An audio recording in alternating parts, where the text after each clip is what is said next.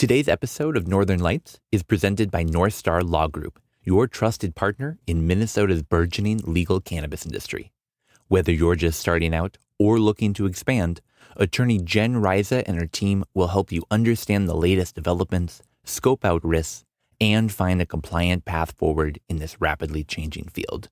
Visit northstarlaw.com and let North Star Law Group guide you through the legal landscape with confidence. Hey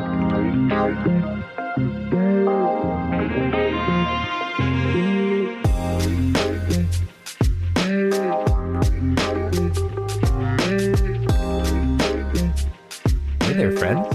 Welcome back. Another episode of Northern Lights, episode 11. I'm joined today by the power duo of Marcus and John. Welcome, guys. Welcome. Good evening. Super happy to have you all here. We got a pretty packed episode today. We're going to be talking about a new loan that was issued and some of the community response to that. We're going to talk about how some of our federal representatives stand on cannabis, especially with so many of them in the news recently. A little bit later, we're going to be talking to Jen Reise of North Star Law Group about that application process. And at the end today, got a little bit of a game, so you'll have to stick around for that. But first, let's go ahead and sort of jump into the news. So, guys, I'm sure you've heard, there was some pretty big news this past week about a pretty large grant given out in northern Minnesota. Up in the Iron Range. I heard about that. Yeah, I heard outrage from all over the state. People from all different types of regions were contacting me, like saying, what the fuck? Yeah, we had another kind of OCM director moment where it's like, who did what now? Like, who are these people and what are they doing? How is the government ruining this from the start? Yeah, we're going to talk about Governor Walz's responses to all of this in just a minute. But what I think was so funny is he responded like, I think my staff should know by this point, if you're doing something cannabis related, I sort of want to know what I'd it is. like to know. Just fill me in at least. That was his reaction publicly? Yeah, he had not heard about it before it was announced that people that are technically overseen by his administration were issuing these grants. So, Yeah. I mean, damn. Almost half of this money comes from DEED, which is overseen by the Walz administration, which I think is kind of interesting then. It's like, what is the structure that leads to these decisions? Because we also had legislators vote on this and make the final decision. So let's sort of talk through what happened. So an organization called the Iron Range Resources and Rehabilitation Board, it's a governmental organization meant to sort of invest in progress to transition the Iron Range, honestly, away from iron mining and towards other sorts of industries. Is it a government agency or is it a nonprofit partner? I believe it's a governmental agency. Okay. The board itself is made up of elected representatives, both Republicans and Democrats from the region. And they were the ones that looked at this proposal, which would turn an old lumber mill into a $67 million cannabis cultivation and manufacturing facility run by some businesses out of Missouri. So the grant itself would give a $10 million loan from that Iron Range Resource and Rehabilitation Agency, another $10 million loan from the Minnesota Department of Employment and Economic Development, which is what you were talking about, John, and then another $2 million in tax increment financing from the city of Grand Rapids themselves. So a big chunk of change handed to someone that, frankly, is pretty much just an out-of-state business looking to come in here in state. yeah, it's Minnesota last. Minnesota last. Missouri first, for real? They're showing me.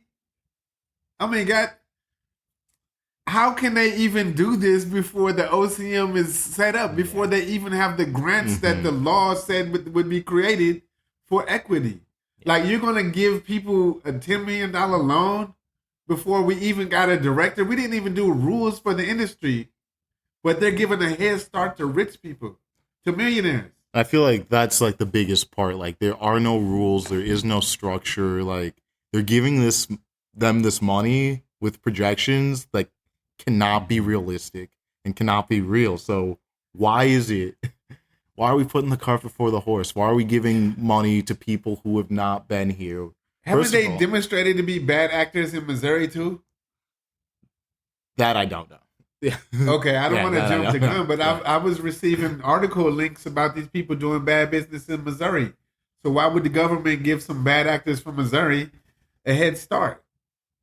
It's like we have people here in Minnesota, people in the Iron Range who want to be invested in cannabis. Like if it seems like they kept this whole thing pretty tight to the chest, but like if they just like, hey, put it out there, hey, we're looking to invest in the Iron Range on cannabis, they would have got proposals from Minnesotans, but that's not how this went down. Yeah, and John, I think that's such a great point. Is like the reason that we're as an industry upset is not that like this money was given out. Like obviously we Yay want for cannabis investment. investment. Right, that's right. such like But on its to face, who? a great idea. Yeah, but we want it given to businesses that are going to be supporting Minnesotans. And like the reason that this grant was given is they said it's going to generate 400 new jobs in the industry.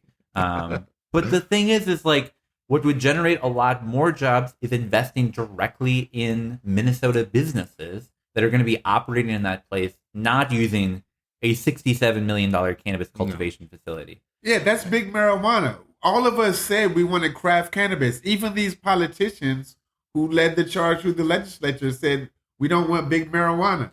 They could have given out 10 $1 million loans to Minnesota cultivators. What? Or they could have given out 20 $500,000 loans. I mean, that would create a lot of different businesses and a lot more jobs. And to be honest with you, when I'm hearing about the details of this, it doesn't even seem practical given what the law allows. Because if you're going to be a bulk cultivator, you're not allowed to be a manufacturer too, and vice versa. So it's like, why are you making such big investments in this one facility for one company that is not going to be applicable to the fucking law? The reason that we have 16 license types is because to the extent that we could, we were trying to limit big marijuana. We didn't want any Cargills of fucking cannabis in Minnesota. I mean, and I know these are Minnesota like multinational enterprises, but we want cannabis to be craft level. We want it to be community based. We want it to be viable for people from the legacy market to cross over. We don't want the government giving out tens of millions of dollars to some big multi-state operator, some big marijuana from another state.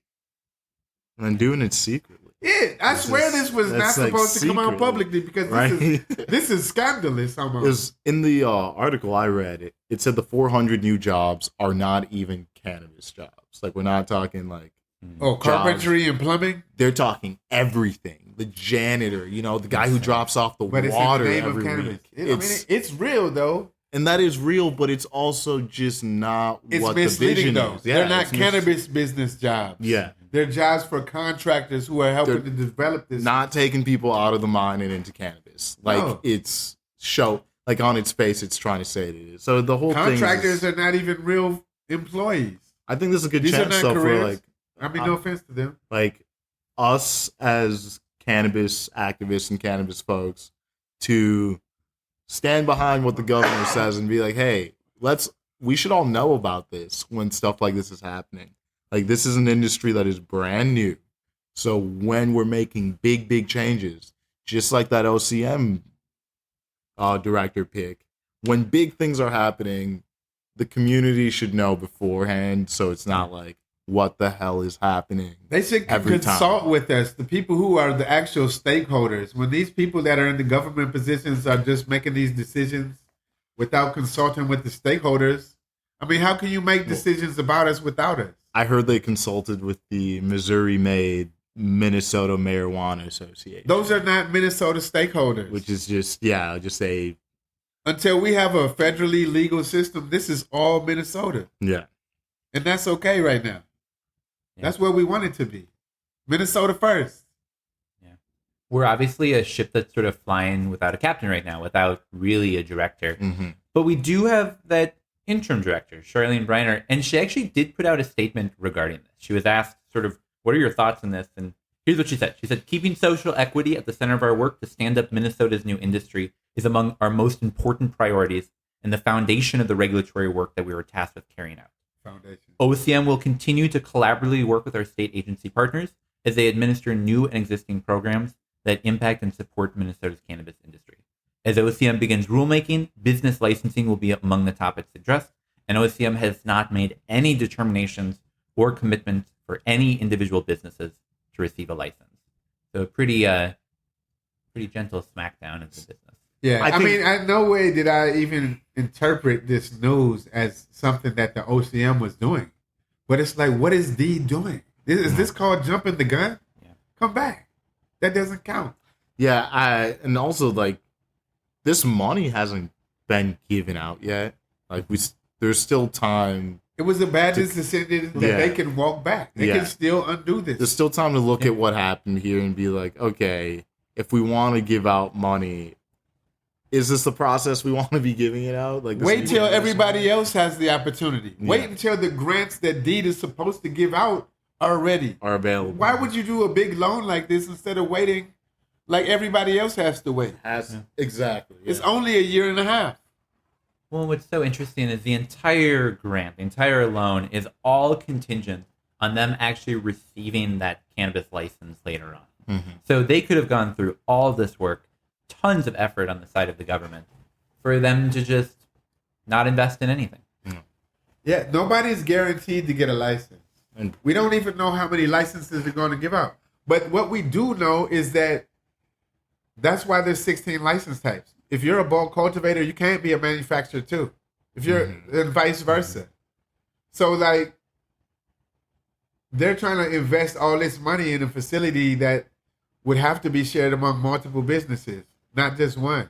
And we have another session coming up, so it's kind of interesting to see like what will these out of state actors be lobbying for now that Minnesota's legalized. Like maybe they want something like that where they can put everything in one facility. It's like we don't know. Everybody's opposed to big marijuana, though. If you really Yeah. boil it all down, people might not all use the same language. They don't want any Cargills of cannabis. Yeah, and that's how the bill seems to be written, but actions are speaking. All the states try to set it up for the big money. They all do it. Yeah, They all do it because that's who gives to their campaigns. man.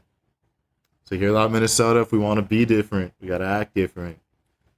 Can't just put it in the law. Yeah, we got to do it. And right now, it is not looking like we care about craft cannabis. So Yeah. Everybody can't just be thinking about themselves and just their business. hit You up gotta your think about legislature. the Those of industry you for everybody. in the Iron Range, there's people who voted for this. Like honestly, like people who made this happen, and people who can walk this back. So look up who these people are. Figure it out if you care about this, because they're giving away money, our money, all of our money. And I want to be clear. I'm not mad at the Iron Range organization. They're doing what they're supposed to do. But the fact that Deed agreed to this, that's fishy. Without even That sounds shady. without the OCM interim director even knowing. They Like, don't even they didn't even start the rulemaking yet. Yeah. We don't even know when the grants will come out. Well, and I think we're so excited to see money like actually invested in the cannabis industry. We just want it done in a way that's with an eye towards social equity and in a way that's supporting. I mean, frankly, just supporting Minnesota businesses, Because not that's supporting what other we've people been coming in. told. That's Yeah. the story we've been told. So we need them to follow through on that. Yeah. It's like, But you know what? The problem is they don't even understand what equity means. Like, they don't. It's a sexy word. It Yeah. sounds righteous. But people don't really understand what it means and they don't really care. Yeah, I think that's spot on. If I'm honest with you, in politics, even among the industry, everybody just cares about themselves. And that's a shame. That's the downfall of the whole human species. Yeah, John, I mean, I just want to highlight the words you said again because I think they're so spot on. That it's like, if we want to be better, we got to do better. yeah. And let's do better. The good thing is we are doing better though, because we're checking all this bullshit. Well, and what we've found over the last couple of months, based on who's reached out to us for interviews, maybe, is we have an interesting reach as a podcast. Yeah. So if you yourself are a regulator, you yourself are someone in charge of handing out this money, it's not that we're mad at it being handed out. It's that we want there to be a process that's considerate of Minnesotans that are looking to start businesses. So just open it up a bit more. Be more transparent. Don't just issue grants behind people's backs and say, oh, sorry. There it is. Yeah. I mean, that makes me feel like there's no way we can count on them to do the the granting process in a fair manner or effective manner. Like going into They're going to give some small into grants 25. to some people who are last to leave the starting line. Mm-hmm. And it's interesting seeing them use like grant money that's not set aside for cannabis on cannabis. Not like a little bit, but 10 million. Dude, But, like- the tens of, what they're spending like $31. They tried to call that reparations. Are you serious? What? Because you're going to give it to a bunch of nonprofits in troubled neighborhoods. Here's some money for your child care. Here's some money for your after school programs. Here's some money for everything that's unrelated to cannabis. Yeah. Why don't they just spend that $31 million to invest in businesses? Mm-hmm. Like, here, you're an equity business. You need some money. Mm-hmm. Here you go. Well, it'll Spend that $30 million. Give that to like 300 entrepreneurs. Yeah. You would It's- change lives and change communities. It's really not a good first look. Let's just say that. It's not a good first look on how this state's gonna build this industry. God dang, man. It's like they're trying to look bad sometimes, you know? It's tough. It's really tough. Let's sort of wrap with this. If you could rewrite this headline, let's say you could wave a magic wand, change something about this event that happened, turn this from from a negative into like a positive. Mm-hmm. What kind of headline would you like to see? Maybe like $10 million granted to so and so, Right. or what do you want to be 5 seeing now? Minnesota cannabis manufacturers, or just like people who are here who have been doing. We've had this law since 2018, and then since last year we've been doing edibles at like a higher rate. So it's like there's people who know how to do this stuff, who want to do this stuff. We even have the tribes. If we had given half of that money to Red Lake to be like, hey, professionalize and sell to the rest of the state, we could be productive and people wouldn't be mad. But there's no forethought. Nobody would be upset with that. There's no forethought into this. Like, there's no forethought. It's whoever has People the would be most shocked money. about how good of an idea that the government actually had. They'd be like, what?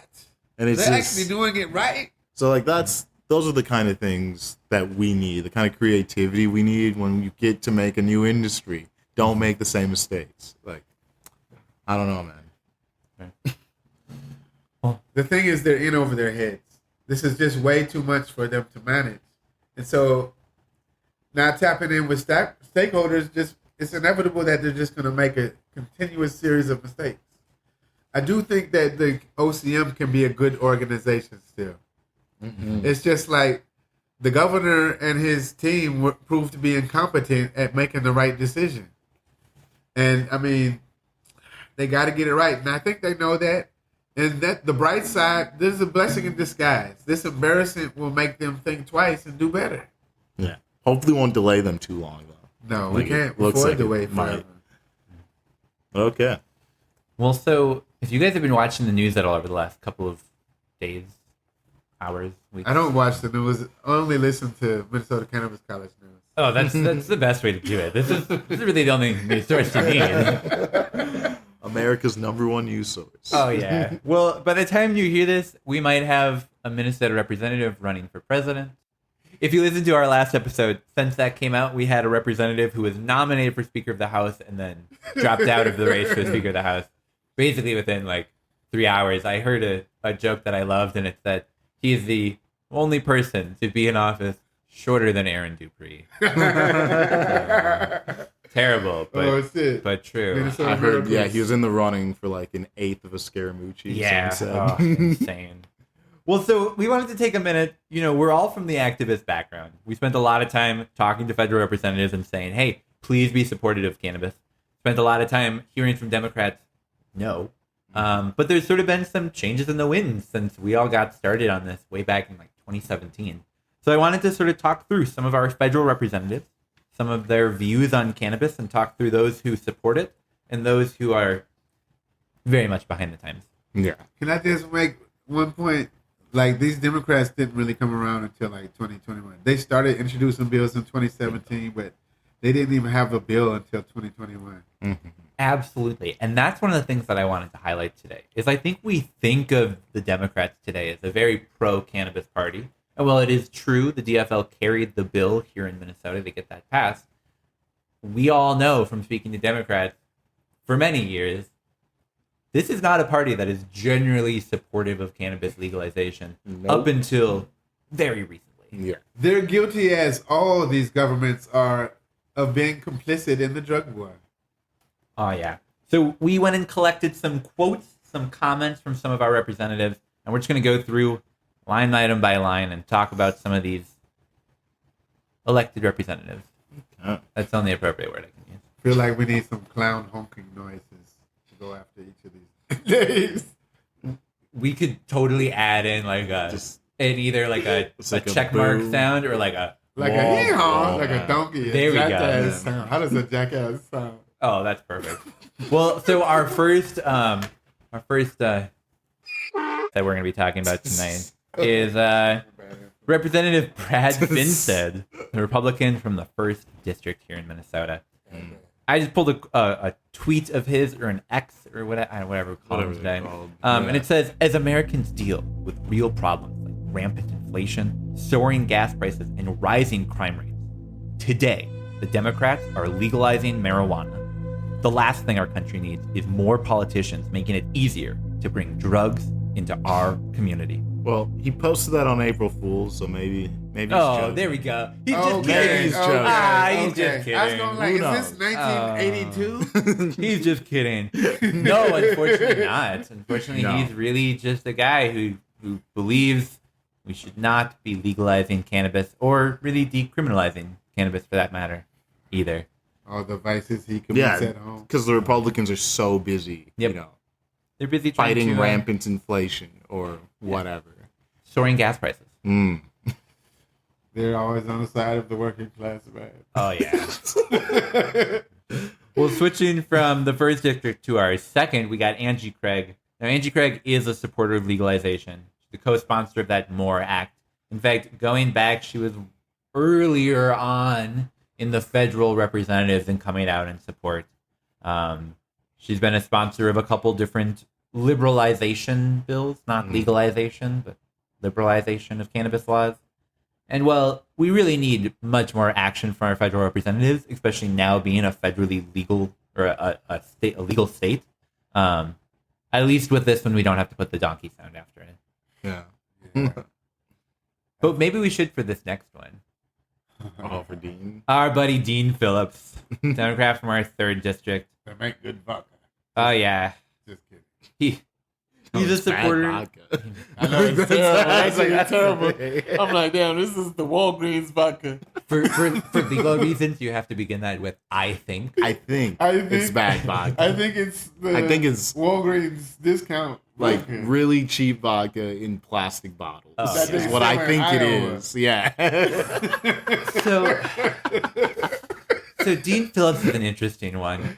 Honestly, Love talented. friends, probably 50-50 by the time you hear this. Dean Phillips will be running for president. Mm. And today, when we're recording this podcast, Wednesday, the 25th of October, Dean Phillips is the co-sponsor of a new bill that was introduced into Congress, the State Reform Act, which would provide a 3% excise tax on legal cannabis. It would regulate it similar to alcohol. It would grandfather in all existing state licensed businesses. It would sort of be a step forward, but we actually don't know what the final text of that is. That's based on the version that was introduced last session. Some more to come on that. Is he a supporter of legalization? Yes. Will we see federal action if we have a President Dean Phillips? Who fucking knows? Man. All right, well, let's move on. I mean, So my mom what's the texted me. wah, wah, wah, underwhelming sound? Oh, yeah. We can do like a little sad trumpet. I think it should be mentioned that Dean Phillips is now being primaried against for that CD3 seat Interesting. by Ron Harris, a DNC member. I think that Ron saw the opportunity of Dina looking towards Joe Biden's job for who knows why. And yeah, so I guess actually fully Dean's- support Ron Harris. Ron Harris is the type of person that we need to be in Congress. longtime Minnesota DFLer. We'll see how he he kind of fares against Dean Phillips as he runs 2 races that are sure to be great. Oh, It'll be fascinating. tough. I mean, you got to raise millions of dollars to run for Congress. It's millions of dollars to run for Congress. It's even more to run for president. Yeah. Hundreds of millions. He's got to do both. Okay. Well, we got 2 more that are really positive. Talked about Betty McCollum and Ilhan Omar. 2 people that really fight for legalization, make active efforts towards it. And what I think is awesome about Representative Omar is that she really puts social equity at like the core of why we're doing this. She said legalizing adult use cannabis is more than just allowing recreational use. It's about addressing the deep-rooted inequities that have disproportionately affected communities of color, which I think is absolutely what we want our federal representatives to be saying about this. Like She was in the Minnesota State Legislature for a short while before the seat became open when Keith Ellison dropped out. But she was one of the first of all of the state legislators, one or two, 1, 2, or third. She was one of the first to take a fucking position in favor of this. She was one of the first authors. She also is the only elected representative to perform at a legalization celebration event, which I think gives her a little bit of street cred in the cannabis community. Let's be real. She's got all of it. Like people find all sorts If she's of not reasons. smoking good, that's a choice. She should be. Yeah, that's a tough job though. Yeah, but she's always been strong on this, which is hopefully more Minnesotans can show that kind She's of a leadership. champion for sure. Thank you, Representative. But on to the next so guy. we're moving on to sort of outer state a Speaking bit of more. leadership. Our buddy, Whip, Tom Emmer. Tom Emmer of the 6th District. Now, Tom Emmer is actually sort of an interesting one. I saw the R and instantly assumed we'd be having that, like, donkey sound here. And, well, we probably will by the end of this. It is important to note that he has supported sort of allowing states to figure this out. He said, I don't have a problem. In fact, I think it's long overdue with the idea that you leave criminalization issue to the state. That's what federalism is all about.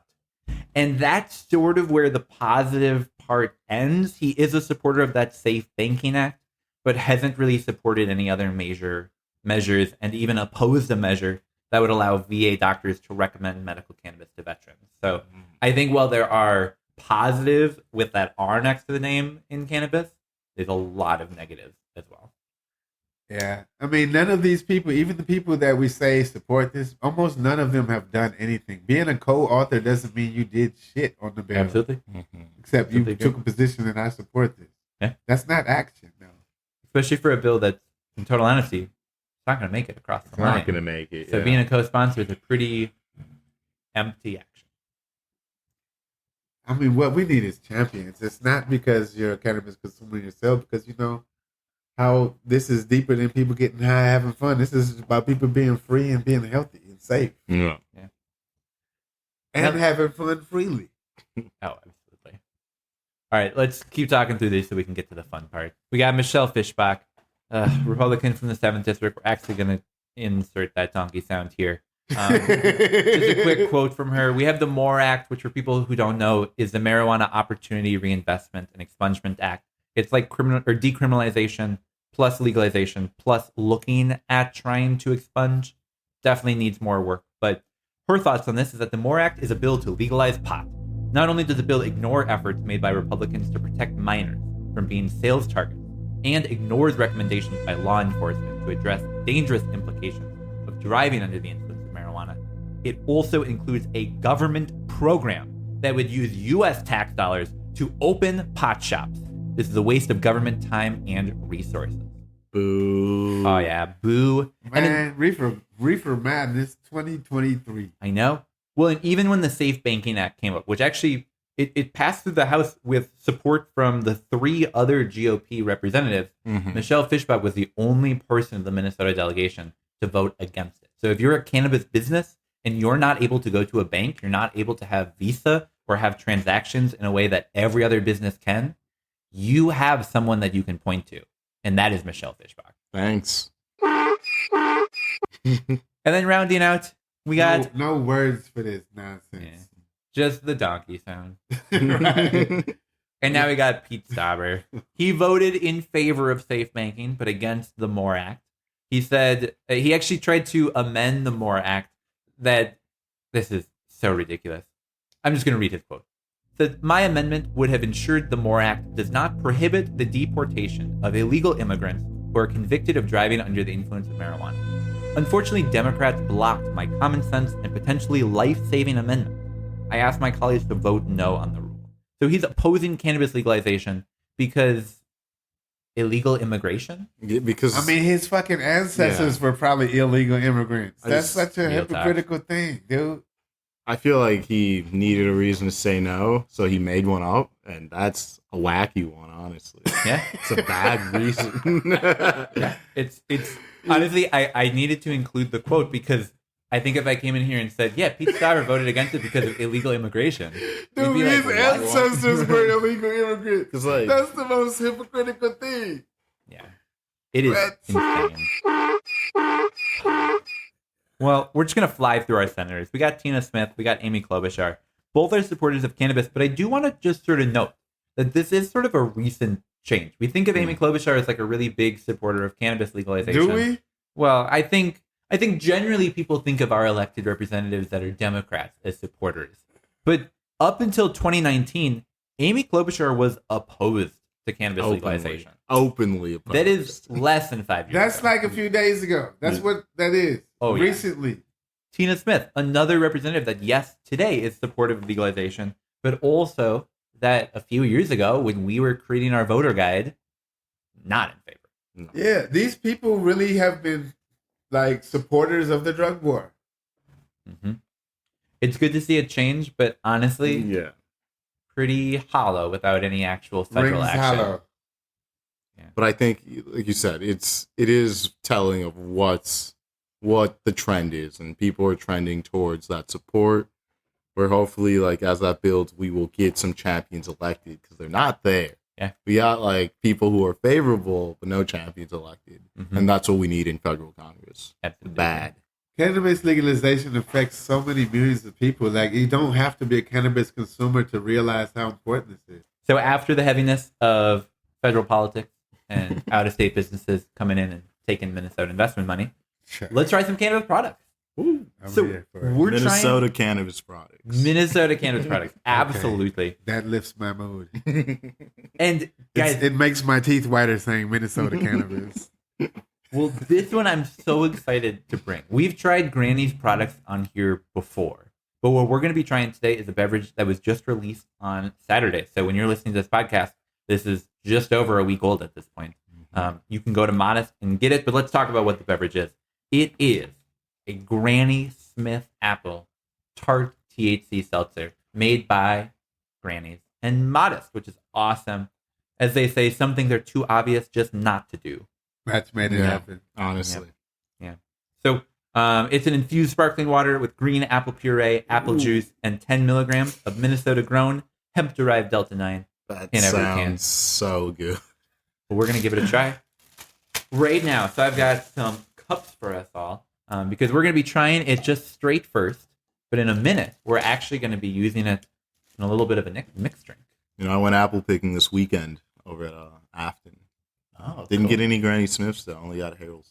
Well, I'm going to pick this one. This is apple picking season, isn't it? Oh, yeah. I mean, it always makes for a good fall to go visit an orchard, but I don't do it every year.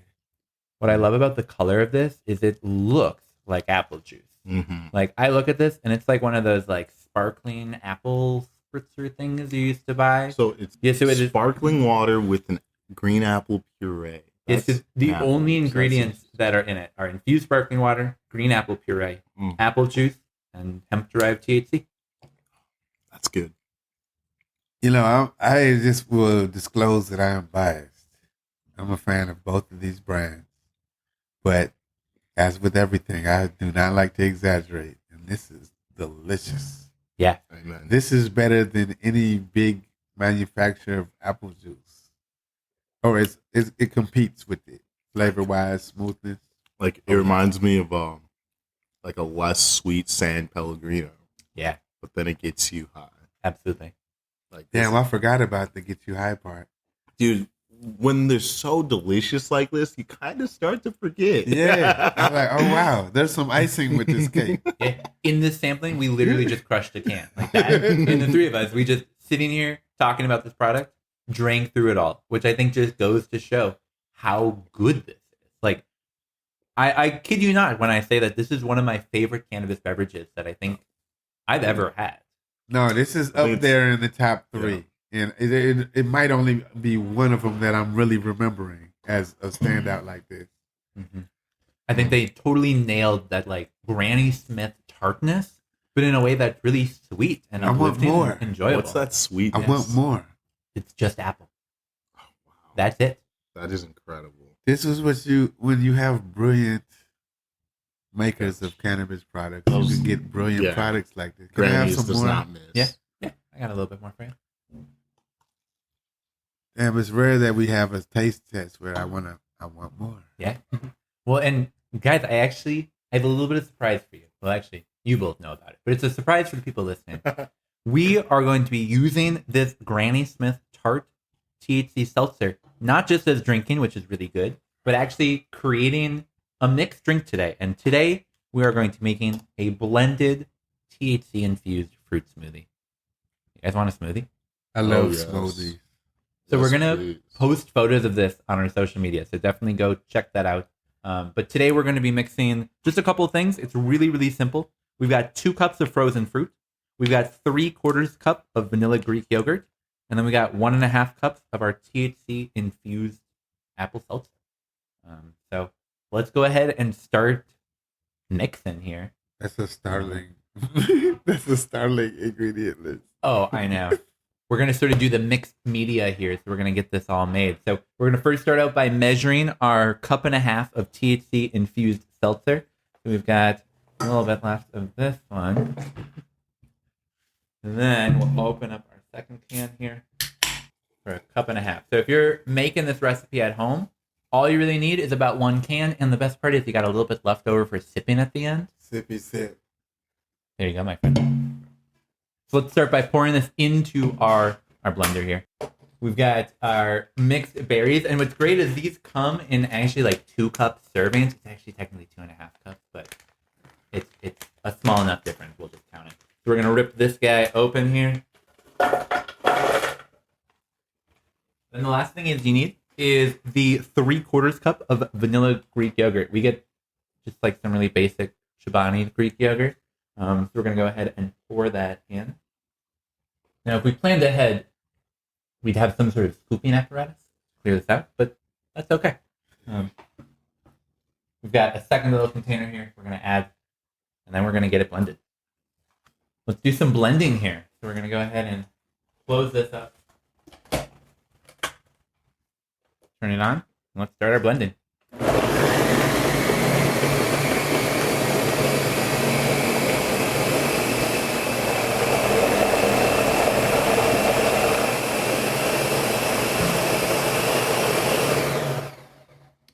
We don't have any stirring tools, so I'm just going to give it a little bit of a shake here, help to incorporate all those ingredients.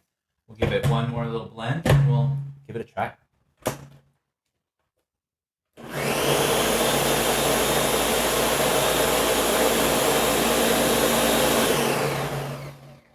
And that's it. So let's go ahead and pour this out. We'll give it a little bit of a sample here. THC Mostly infused. Yeah, you can stop recording. Yeah, it's good. The funny thing is, I've only had sacred mushroom smoothies. I've never had a cannabis smoothie. Oh well, this will be your first time. And guys, we actually have a little bit of a surprise for you that you don't know yet. So, an important part of this recipe normally is a little sprig of mint on top, and mint didn't seem right. Oh shit! But about an hour ago, I harvested some delicious cannabis leaves.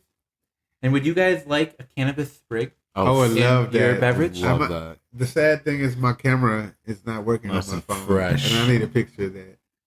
Oh, we'll take some for This you. is the my best friend. garnish I've ever seen on a smoothie in my entire life. So, Big Mad smile, that my Tanner. camera's failing me right now. Beautiful. so here's this for you, my friend. Thank you so much. Oh, absolutely. Here's These this are one. beautiful, Tanner. Thank you. We're absolutely going to include this photo on social media. So you'll be able to check this out. Can we get a toast? Cheers, friends. Cheers. That's a great picture. Thank you. Let's give it a try.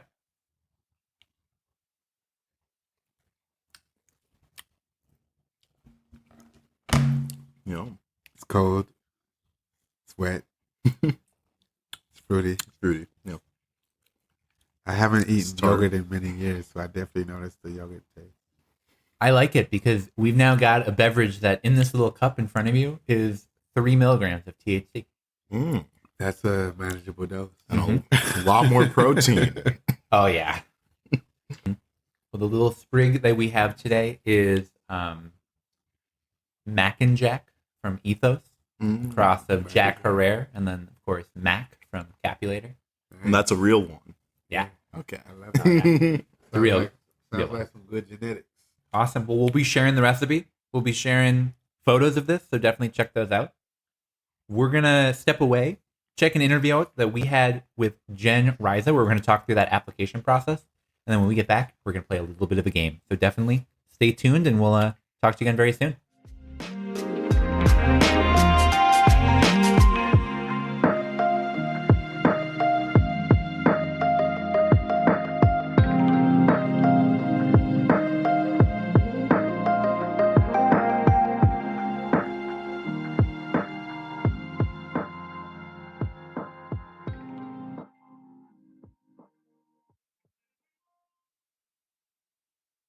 Hey Tanner, I had a great time in Duluth. Did you know Minnesota has over 90,000 miles of combined Look, rivers? Steve, look, I loved that event too. It was fun, but I don't have time for trivia right now. I'm trying to concentrate. What are you concentrating on? Well, Steve, I'm concentrating on how to make these cannabis concentrates. Oh, yeah. What are concentrates? Well, it's basically just the products that are taken from that cannabis plant. Maybe they've been processed in some way just to keep those most desirable parts, the cannabinoids, the terpenes, getting rid of all that plant matter. You know, they can be smoked, they can be vaped, or you can make them into edibles. And they're legal to make at home now. So we're trying to put together a book to walk people through it. Uh-huh. Wow. I didn't know that. Honestly, that's super cool. Do you know anyone who can teach me more about how to make those? Well, actually, yeah, I do. And it's funny because I'm hosting a class soon with Minnesota Solventless, with Cornell Urban Agriculture, and even Minnesota Grown CBD on December 3rd. So it's going to be a Sunday afternoon. It should be a fun time. In fact, Stephen, you're hosting that class with me. You're going to be introducing us. Yeah, that's right. I guess I need some help concentrating. Well, that's why we're hosting the class. Get your tickets today. mncannabiscollege.org/rosin. Okay, so that's mncannabiscollege.org, but you just have to add /rosin. Clearly, you got to concentrate. mncannabiscollege.org/rosin. We hope to see you there. And we're back. We're sitting here today with Jen Reise. Jen, welcome back. Thanks, Tanner. So I had an awesome conversation with Matt a few weeks back. People haven't listened to that. I definitely encourage they go check it out. But he really had a lot of great stuff to share, especially leading up to that Legacy Cup. So I'm excited to have you back, North Star Law Group back here. But I wanted to ask you sort of, what have you been up to? It's been a busy couple of weeks. Oh man, has it ever? Yes. So I really enjoyed the event on September 25th, where we got to hear from the Minnesota Department of Health and ask him lots of questions, and really appreciated the transparency that the Minnesota Department of Health is really trying to show the industry, both by speaking and also the materials that they're putting out on their website. Legacy Cup, of course, was super fun. We were the only law firm that tabled there, which I loved. I got to meet a lot of people. I also spoke at Twin Cities Startup Week, which is an event that I had been part of as a startup lawyer and is especially aimed at like tech and med tech kind of communities. And I wanted to make sure to be out there and to talk about cannabis as, you know, an opportunity for those same kind of med tech investors. That's cool. So that was very fun. And then I actually got to be profiled in the Star Tribune article that came out yesterday about how to launch a cannabis business. And they used a picture from the Twin Cities Startup Week. So that was really fun. Very cool. Yeah, it was cool to open up the paper, not only see the big cannabis thing, like front page of the whole business section, but then flip into the back and seeing you with the presentation. That was super cool.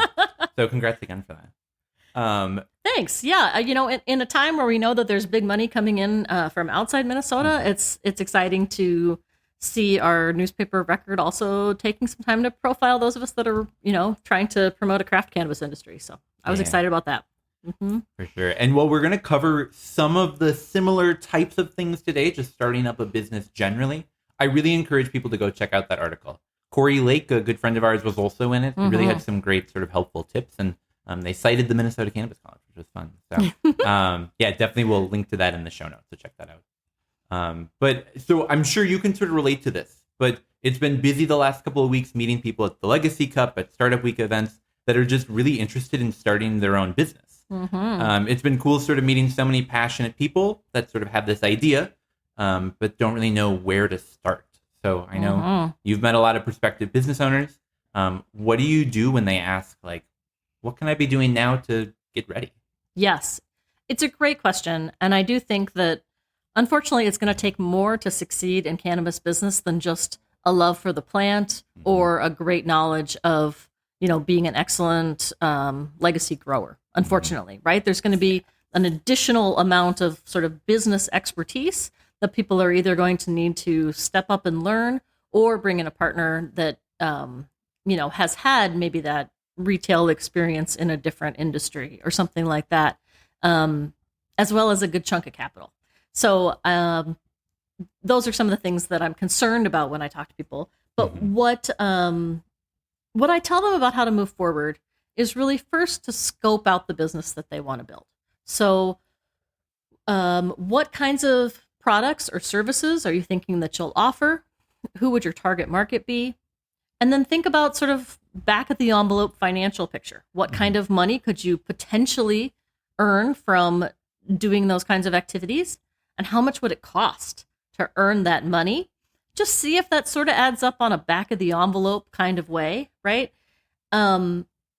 Sometimes you're going to need to do a good bit of research to figure that out, to figure out what those inputs are, either the expenses that you're going to need to incur or the possible revenue that you could get. Another way to do it is to think of it slightly backwards and think about, I don't know how much I could sell my products for, but here's all the expenses that I'm putting together. So therefore I would have to sell my products for at least, what does that turn out to be? $200 and whatever. Well, nobody's going to buy it for $200. So, okay, now we have an answer about whether it adds up. Right. Yeah. So that's the kind of like back of the envelope financials that I talk people through. Then if it looks good and everybody's excited, then it's time to kind of take it to the next level. Right. So, some of the things that people want to do is start building their team, right? Who else are the partners in this enterprise? Probably you're going to be an LLC, so technically you're members, but we often say the term partners. Who are the partners? Who are the investors? Who are maybe already on board? Who else do you need? Every entrepreneur or group of entrepreneurs usually has some skill sets. And then they have others that they're missing, right? So it's normal to have an attorney and an accountant that you're looking to for their areas of expertise. There may be other areas of expertise that you need to hire for or bring in another person as well, right? I've seen a lot of teams that have great growing and marketing expertise. That's awesome. Unfortunately, that's not the whole picture that they're going to need. Yeah. So that's I think the kind of initial scoping steps that I encourage people to work through, at this early stage, and that can take a while if you're also still working your full-time job and thinking about what you want to do. Totally. Well, and I think that's fair. And I love this sort of mindset of you should be thinking about essentially what your entire business is going to be doing now. Don't be waiting for that application to come out and then sort of start thinking through like, wow, these are great questions. Really try to have answers for them, or at least start getting answers together today.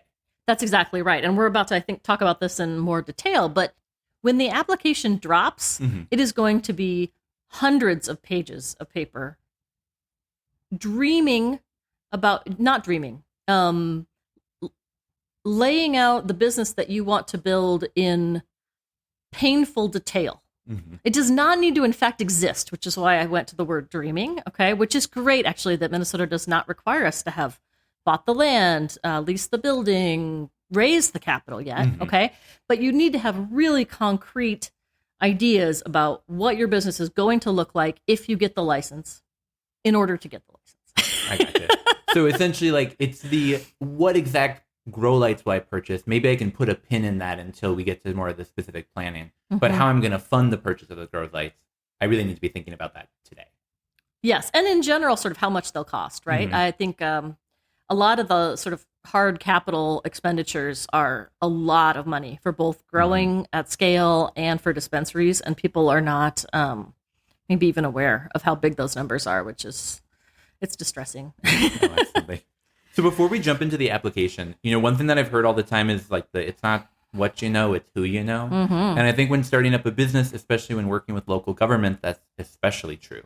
Are there people that business owners or prospective business owners should be trying to get in contact with today so that it's not introducing themselves a few months down the line when they're applying for these licenses?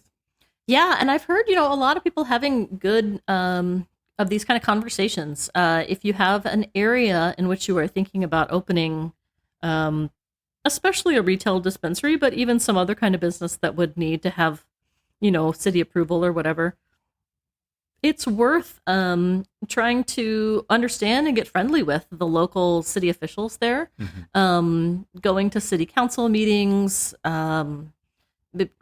evidencing a desire to work cooperatively with them, to listen to their concerns, to respond to their concerns. I think this is an especially good time to be doing that because my impression, at least, is that cities are still getting going on these issues. They are still kind of exploring, like, what does the law say and what kind of decisions do we need to make as a city? And so to the degree that you as a business owner or prospective business owner can be in there being helpful, being friendly, then I think that that's probably going to pay off. Yeah. Definitely makes sense.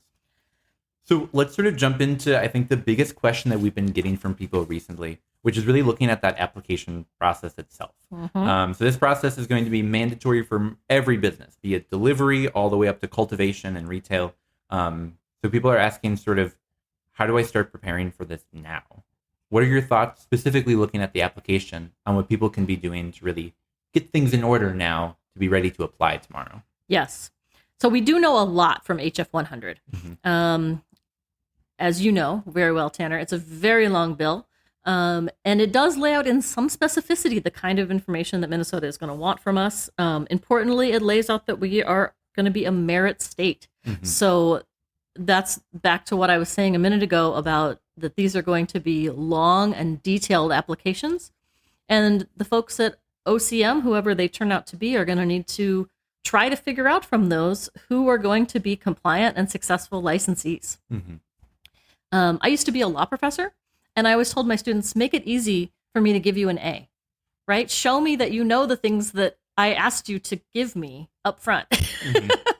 So I hope, when we get to licensing, I think I'll be doing a good bit of listening to my clients and then helping them, draft that into their application to put that up front. Okay, but that I get ahead of myself here. So the first place is to start. It's too soon to start writing the application. I would suggest the entry places to start are forming your entity. It should be a Minnesota entity, probably an LLC. Entering into an operating agreement between the founders if there's more than one. Building your team, like we talked about. And then really getting started on your business plan. And I think we're going to talk about that in more detail. Yeah, absolutely. No, but I appreciate sort of that, like, focus on these 4 or 5 main things of getting your application together. Like, it's really building out your business today, figuring out what it's going to look like tomorrow, but also getting things in order so it's not, and like I said, we'll get into more details in just a minute, but not sort of following up on a lot of this information in the days before you need it. Okay, so you mentioned a couple things that people should be looking at starting to get together. Is that something that, like, I'm a business owner. I would like to start this business tomorrow. Is that something I'm doing entirely by myself? Or is that something that I should be sort of building a team to help me through that process? I think you're building a team to help you think about what goes in your business plan. You are going to start being besieged by offers from consultants to help you with the application. Most business owners, I don't think, do this themselves in legal states. I mean, obviously, you as a business owner are a key part of the application. I'm not saying you can sit back and pay someone to do it for you, but it's not the kind of thing that you should plan to throw together yourself in a weekend before it's due. Makes sense. So it's sort of akin, obviously on a larger scale, but to like writing an application for a grant, where I can hire someone to do the actual writing of it, but they're not going to come up with what the grant is for or what the project is. They'll help sort of convert it into the language for the application, but I still have to come up with a plan. Yes, that's a great analogy, I think. Yes. All right, so let's jump into a few of like the specific things that are laid out in statute. You mentioned earlier that we're sort of lucky in Minnesota that it was a very long bill, a very long process to get it drafted, but it means we have a lot of information that we don't really have to wait for. One of the things is sort of what some of these categories that the office will be ranking on, finding the merit points on. And one of them is that business plan and financial situation. You mentioned sort of a couple things about this, about figuring out sort of who's on your team, figuring out sort of what that like rough back of the napkin financial statement will look like. Take us through a little bit about sort of what's a more detailed explanation when people read business plan and financial situation. What does that mean? I think generally it means the work that you propose to do. And that's going to include things like what sort of location will you have and where do you propose to be? What sort of products or services would you offer? Some sort of financial model, potentially. Again, those projected expenses, projected income. It's possible that the application will ask us for that in a certain format that we don't know yet, but it's worth having rough numbers in your head now so that you can explain those pieces at least, and then put that in that other format once we get it. Source of funds. If you're saying I'm going to, open a dispensary, then I probably need this much capital. How do you propose to get that capital? You don't have to have it today or on the day of application, but how do you propose to have it? And then maybe some sort of sense of timeline about what you would need to do in order to open. If granted the license, you would then do X, Y, Z. Is a good part of a business plan as well. Okay, that definitely makes sense. And if people were wanting sort of some guidance in helping to put this together, is that something that they can reach out to North Star Law, to UL to help with? Yeah, we probably wouldn't help you write it at this point, but we would be happy to review people's, draft ones and give feedback, both substantive feedback about, have you thought about this? Have you thought about that? As well as, especially we get closer, about how we present the business plan that we'll include in the materials. Awesome. Perfect. So another component that I wanted to touch on that I think will be especially important for hemp operators of today that are looking to transfer over to adult use cannabis tomorrow, and that's the security and record keeping components. In the hemp industry today, in total honesty, there's pretty limited record keeping requirements, pretty limited security requirements when you compare it to adult use states. We're obviously expecting through the rulemaking process there to be much more created around this. What sort of should business owners be expecting when it comes to security, record keeping? Sort of if you're operating a hemp business today, what should you be planning to do in the future? Yes. And again, in the application, I think what's called for is for people to describe what they would do if they got the license, right? Which is both good and bad. Yeah. We don't have to actually spend on it now, but we have to do a lot of imagining about this thing that does not yet exist. I think the main parts of security include things like, what are the limited or restricted areas in your business, right? Where is the public allowed to go? What is employee only? What is owner only, maybe? we're also thinking about inventory management systems. You want to avoid diversion, which is a nice word for theft by employees. And then, of course, things like cameras inside and outside. Those are actually probably all good things for owners of hemp-derived businesses to be thinking about, even though the state does not require them to write it down and submit it to them, right? And many of them probably are thinking about it as well. I have been getting a lot of additional questions recently about things like building design. Will the state require there to be a, vestibule where you check IDs and then people are admitted? Yeah, HF 100 doesn't tell us that, but those of us that have been in states, other legal states, it seems like Pretty that, standard, that may well be the case. And similarly, there may be more specific things to come, but I think those are sort of the general ideas that we can think about now. As far as record keeping, I think of sort of two things that includes. One is I think we can expect that as a full legal state, we'll need to track through metric or some kind of similar seed to sale tracking system. That's going to be a big change for the folks who are working in hemp right now.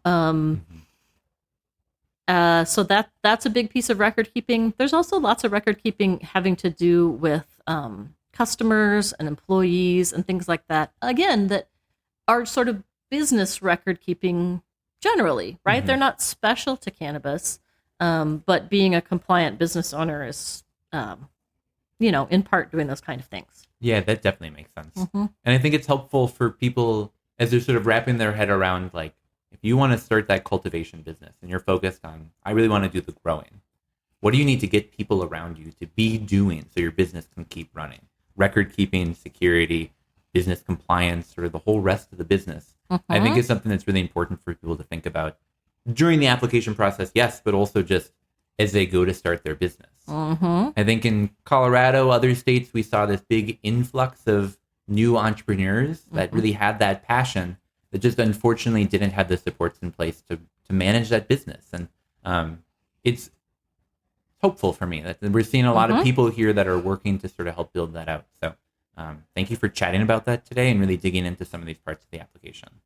You bet. I'm excited about Minnesota's cannabis industry. I have talked to a lot of entrepreneurs who I seriously believe would be incredible operators, and I'm really excited to see what they can do and what others can do here.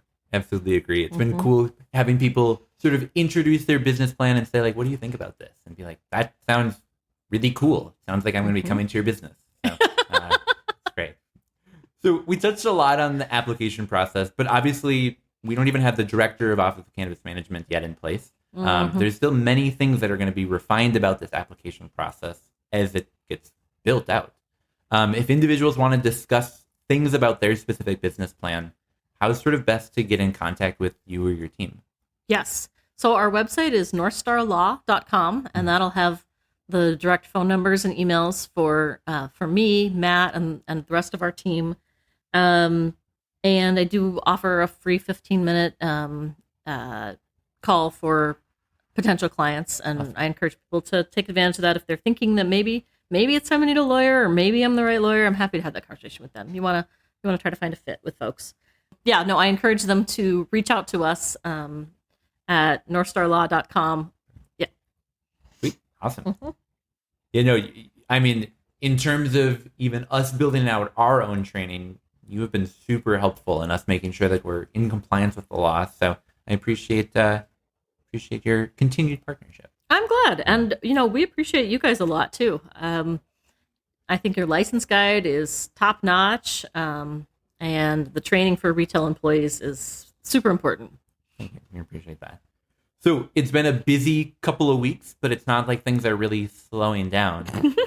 What sort of things, developments, events generally are you looking forward to over the next couple of weeks? Yes. Well, this will happen before the podcast drops, but I'm excited about Canna Connect 3 on Sunday. Yes. I'm excited to be on a panel about with you, I think, and Steve and Ryan Winkler about the current state of the cannabis industry in Minnesota. So that will be fun. And I'm excited too. North Star is working with Mitchell Hamlin School of Law to be part of their series of legal clinics. And so we're going to do a legal clinic that especially focuses on expungements on November 11th. So I'm looking forward to that. That's awesome. Really important work. That's cool. And personally, I'm looking forward to going out to the big national conference, which is called MJ BizCon in Las Vegas right after Thanksgiving.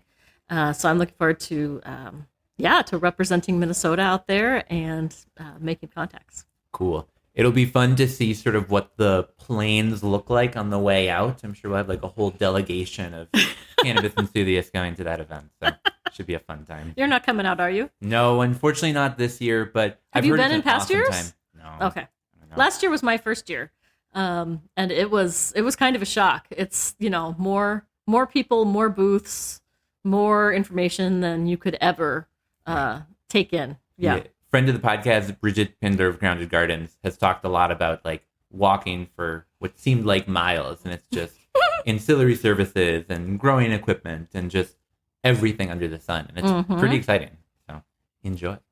Thanks. Awesome. Well, Jen, thank you so much again for coming on as always. If people do have questions for Jen, definitely feel free to send them in. info@mncannabiscollege.org. We're always happy to talk about them here on the podcast. So thanks again. Thank you, Tanner. Just a quick note. In between our interview and this podcast getting released, Jen Reise was awarded the Minnesota Lawyer 2023 Top Women in Law Award. So we just wanted to give a quick shout out and say congratulations, Jen, on your win. Very well deserved.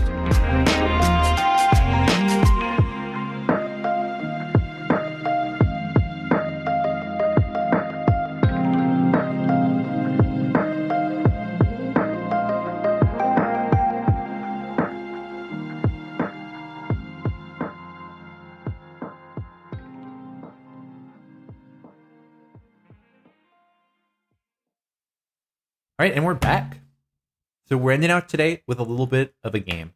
Now, you guys knew what the theme of the game was ahead of time, but you have not actually seen the questions or prompts that I'm going to be asking you. This is all new to you guys. Brand new. Also, to make this a truly authentic cannabis game, in between the break, we all went and utilized cannabis just to allow us to be as creative as possible during our game segment. So you're getting raw feed here. Yeah, we got the neurons firing.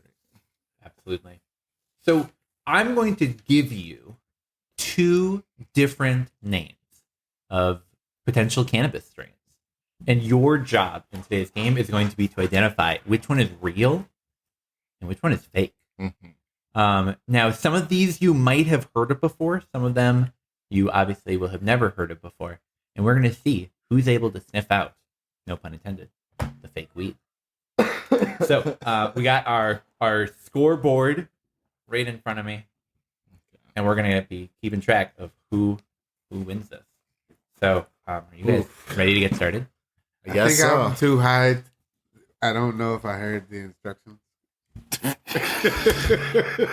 And mission accomplished, honestly. Yeah. So here's God damn it. So here are the simplified version of the instructions. I'm going to read you 2 names. You tell me which one you think is fake. Okay. Wonderful. All right. So the 2 first strain names that I'm going to be suggesting to you today. The first one is dumpster fire. And the second one is trash pump. Which of these strain names, cultivar names, do you think is fake? Marcus, I'm going to have you go first on this one. We'll be switching off so you guys have equal opportunity. First of all, those are both just awful fucking stupid names. But the first one is the fake one. Dumpster fire is the fake one. So awesome, because I actually think trash pump is the fake one. Trash what? Trash pump. Yeah. I think it's the fake one. I was like, dumpster fire sounds like some shit I've smoked. Yeah, because people try to call their fire. Yeah. Yeah. Marcus, do you want to change your vote before we lock this in? Wait, what was the other one? So we have dumpster fire or we have trash pump. Which one is fake? Trash pump is fake, but they both should be fake. What the fuck? Yeah, they're both bad. What type of terrible ideas, man? there was no second opinion in that decision. Yeah. And so you guys both get the point for this one because Trash Pump is the fake one. I searched far and wide to see if I could find a Trash Pump cultivar. Doesn't exist to the best of my knowledge. Dumpster Fire, however, is bred by Emerald Mountain Legacy.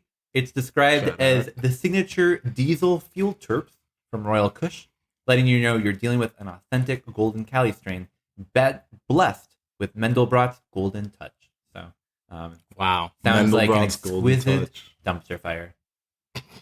I mean, would anybody buy that off the menu? The way people buy stuff based on names, that they really do. Mm-hmm. Who But would think do about the that? type of guy. Yeah, that's the type of guy who's not very friendly. Dumpster Fire coming to a dispensary near you. All right, you guys ready for the next one? Ready? All right. First strain name, Sombrero Fever. The second one, Machine Gun Funk. Muhammad. Which one of those is fake? I mean, I'm just getting Oh, wait. stomach So pump. John goes first this time, just to give equal opportunity. I'm sorry. No, I didn't mean to cut you off. But Oh. John, which one? Can you Sombrero say those Fever? again, actually? Yeah. Sombrero Fever is the first one. Sombrero Fever. Or Sounds Machine racist. Gun Funk. Machine Gun Funk.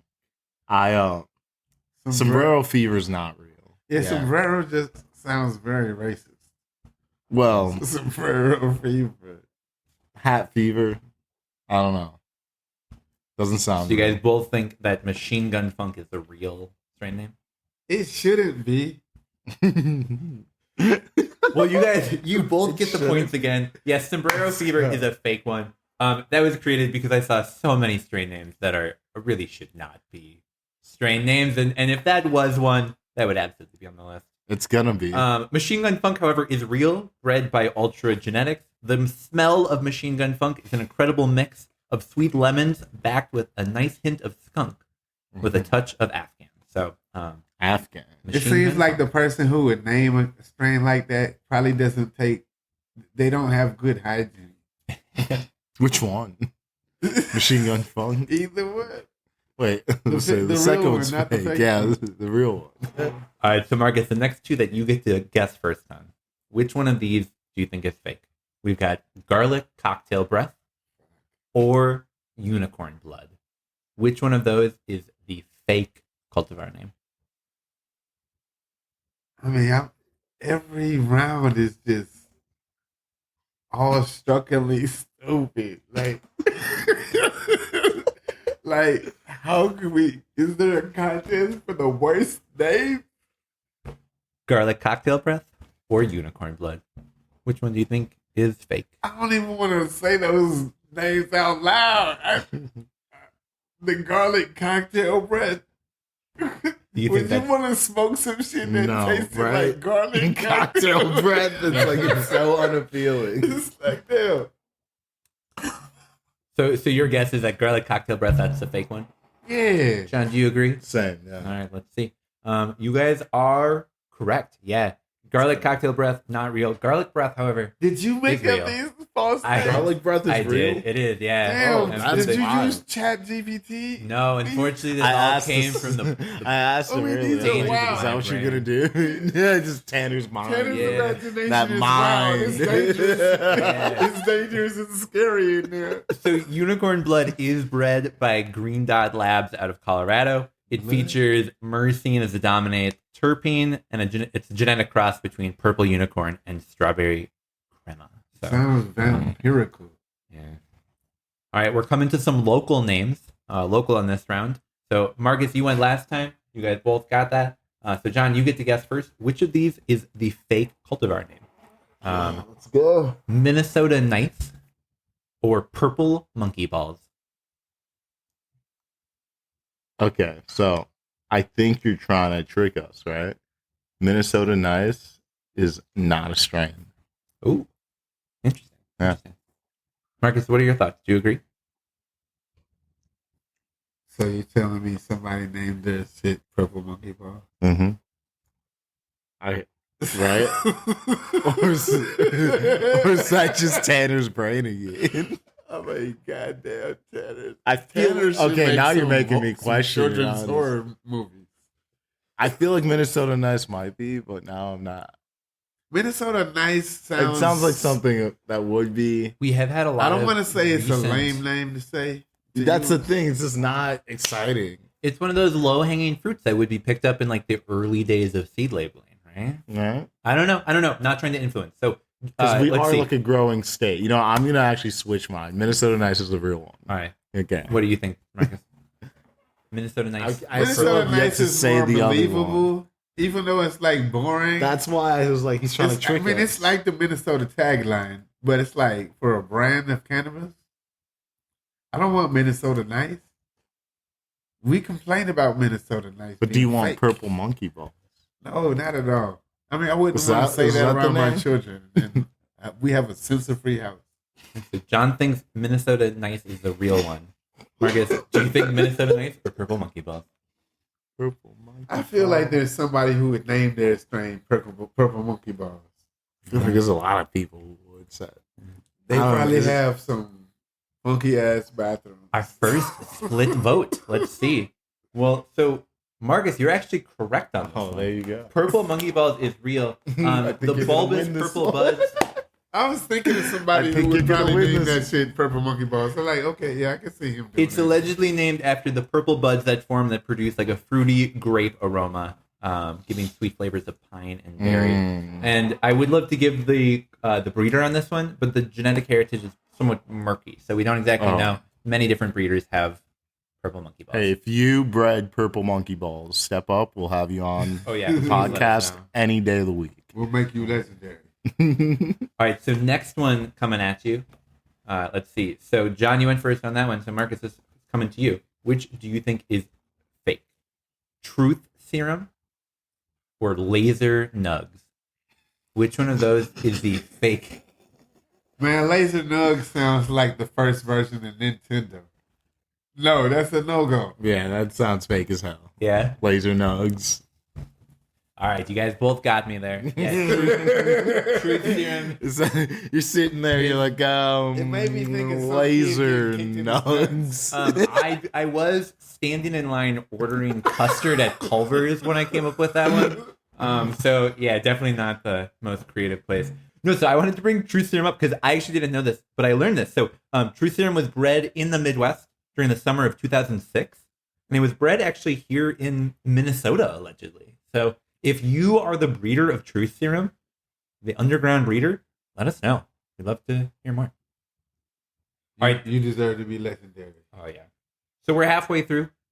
Just to check on the score, Marcus, you have 5 points. John, you have 4 points. So very, very close, neck and neck. You do have the opportunity to seal it back here. Okay, here we go. So you get to guess which one is fake. Cat piss or dog shit? The latter. You think dog shit is the fake strain name? Can you say that one more time? Dog shit. Yes. Okay. Wonderful. Marcus, do you also agree that dog shit is the fake strain name? I definitely agree with that. I mean, and there have been strains with the word piss in it, like cheetah piss. Yeah. Cheetah piss, a pretty well-known cookies cross, so I see where you're going with that. Yeah, so I could imagine there's a cat piss. Guys, I don't know how to tell you this. They're actually both real. Cat piss, a pretty well-known strain, but dog shit is known for having an off-putting smell, but fortunately, a flavor and effect that are quite nice. It's allegedly made, and I kid you not, I'm so confused. it's a cross of hippie trail Afghani with Cambodian, Mexican, and Colombian land races. So Man, that sounds musty. That's some dog shit right there. that's some yeah. dog shit right there. So Smoking on that dog shit. yeah, so unfortunately, I did trick you a bit with that one, so I apologize. But they are both. Oh, the way you asked the Both question real. made it sound like one of them had to be I false. know. I was really specific in asking which one is fake. Yeah. The answer is none. Disqualify I that know. question. All right. Let's move on. We'll move on. So next option. This is coming to you, Marcus. Okay. Which one do you think is fake? Super Lemon Skunk Train Haze OG or Twin Cities Titties? Okay. I think Twin Cities titties comes from the imagination of Tanner Barrett. You think that's the fake one? John, what do you think? Can you say the first one again? Super Lemon Skunk Train Haze OG. I've definitely smoked that. So yeah, Twin Cities titties. Fake. All right.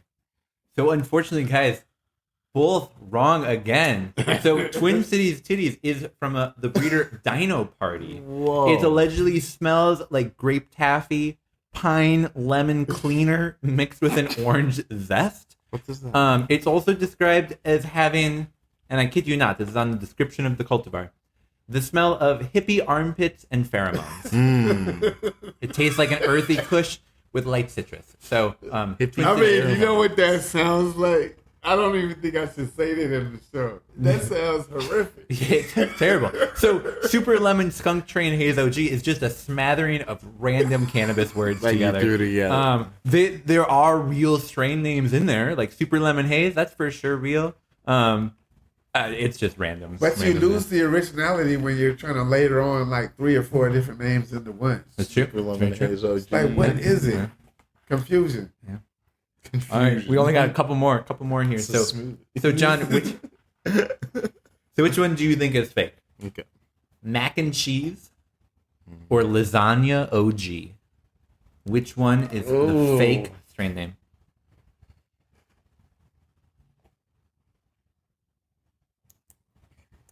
Lasagna OG. All right, John thinks lasagna OG is the fake strain name. What do you think, Marcus? I definitely agree. Because there's Macs and there's cheeses. There's a variety of cheese strains. But lasagna, that's could be ludicrous. Different kind of pasta. Why don't we just have some empanada OG? Like, why? So I will start by saying you are both correct on this. Lasagna OG is the fake one. But I do want to say I had to actually change this question because I was doing research. I learned lasagna is the cultivar you can buy. So I had to make it lasagna OG, not one you can buy. But if you wanted You lasagna, just wanted lasagna. you can grow it. That sounds like too much cheese. Yeah. But mac and cheese, it's that cross, of course, as you said, of mac and then alien cheese. Smooth, creamy, funky. Gotta love it. It's a fun time. Yeah. All right. We're coming into the end. We only have 2 left here. So I think somehow we got off because Marcus, I think the last one I gave to you, or did I give to you? This is why the host should I think me. smoke as well. I Wonderful. definitely did. Well then, last one. Marcus, this next one is coming to you. Which one of these is the fake cultivar strain? Hubba Bubba Smelloscope or Super Smelly Danko? No, I'm so sorry. I misspoke. It's Super Smelly Danko. So, Hubba Bubba Smelloscope or Super Duper Smelly Danko? Hubba Bubba Smelloscope? Hubba Bubba Smelloscope Hubba Bubba Smelloscope? or Super Duper Smelly Danko? Super Duper Smelly Danko. God damn. I mean, all bad ideas on the table. I can't even remember how to say those things after I said Hubba Bubba Smellowella. Yeah, Hubba Bubba Smelloscope Smelloscope. or Super Duper Smelly Dank. Super Duper Smelly Danko. Danko. Sorry. Hubba Bubba Smelly Scope gotta be the fake one because that's the worst I'm of gonna the go two. with the other one. All right. Super duper smelly danko. So, John, you have won back that point. You guys are again go. tied. Super Duper Smelly Danko. I mean, I thought they were both profoundly lame. So it's Super like, Duper Smelly Danko is the made up one, not but real. Hubba Bubba Smelloscope actually is a real strain. Mephisto, it's like a pretty well known autoflower breeder. They bred it. It didn't really come with a description of the smell or flavor, but definitely one you can go and Smelloscope? try yourself. Hubba Bubba Smelloscope. Hubba Bubba that Smelloscope. sounds like they had some other drugs interacting in their system. What a great transition, because the last one that I'm going to be asking you about, John. So you get to choose which one of these do you think is fake. We have peyote cookies, or we have acid slippers. Which one of those is the fake strain name? Acid Slippers is the fake one. Marcus, what are your thoughts? It's Peyote gotta be- cookies? It's peyote. Peyote's the fake one. You think peyote is the fake one? I mean, There's a lot of bold people out there. I don't think anybody's ready for that. All right. Well, it's great that you guys split on this one because we were tied, which means now we're not going to end in a tie. So John, you think that acid slippers is a fake one, right? Yes. So John, you say that because cookies are so popular. I feel like people just throw whatever in front of that. Yeah. So, yeah. Well, John, you would be correct, making you the winner of today's game because peyote cookies is, as you said, a real strain. It has a unique flavor profile with guava, vanilla, coffee, and earth. Easy to grow and allegedly resistant to mold. So, fun one to check out. Congratulations, Dan. Thank Oh you. my gosh. Well, guys, thank you so much for playing that game today. I just sort of have one other thing I want to end with. So I was doing research of strain names. There was a Reddit post that popped up that said, what would be the name of a Minnesota weed strain? And there were a couple I wanted to give a shout out to. First one, OG's Kush. OG's, Get it? Like OG, but OG's. OG's Kush. Minnesota 69 Nice submitted that one. Nice. Next one, Stoned Arch Bridge. Yeah, Hopper 13. Deep but cut. then my favorite was just Burnsville. Burnsville, dude. I think that's Honestly, the best one. a Burnsville OG would go so crazy. It's Yeah. or just like a Burnsville anything. Yeah. Burnsville's by far the best one. Well, maybe the next time that I we'll know, be playing right? this game, It's we got clear. Burnsville OG coming at you. So. OG's Kush sounds boring. Well, that's all that we got. You say, oh shit. Didn't have to be fucking ready. Well, that's all that we got for today. Thank you guys so much for listening. For those who made it all the way to the end, thank you so much for doing so. We'll be back in 2 weeks, so definitely be sure to listen up to that. You can find us in the meantime on Facebook, Instagram, Reddit, LinkedIn. Definitely be sure to subscribe. And then, of course, if you like this show, leave a comment, share it with a friend. If you don't like a show, send us a private message. Yeah. But otherwise, leave a rating, leave a comment. Send Tanner a private message. Yeah, my personal, I'm going to leave my cell phone number here. Yeah. That is 61. All right, that's all we got time for today. We'll be catching you all again very soon. Thanks for listening, guys. Night.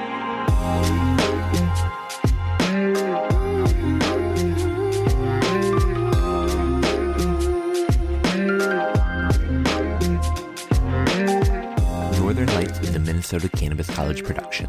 This episode was produced by me, Tanner Bears, and by my co-hosts, John Barty and Marcus Harkis. Production assistance from Shayna Payton. Special thank you to Jen Reise from North Star Law Group for coming on and once again sharing her expertise. Today's episode was presented by North Star Law Group, your trusted partner in Minnesota's burgeoning legal cannabis industry. The information provided in this podcast does not and is not intended to constitute legal advice, but is instead for general information purposes only. The information shared may not constitute the most up-to-date legal advice, and no listener should act solely on the basis of information provided without first seeking their own legal counsel. The views and opinions expressed in this program are those of the speakers and do not necessarily reflect the views of the Minnesota Cannabis College. Please listen responsibly.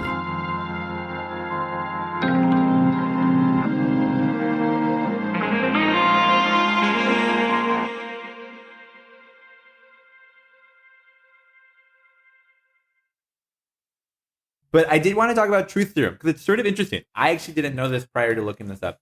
Truth Serum is a hybrid strain that was bred. Terrible etiquette. I know. Oh, man.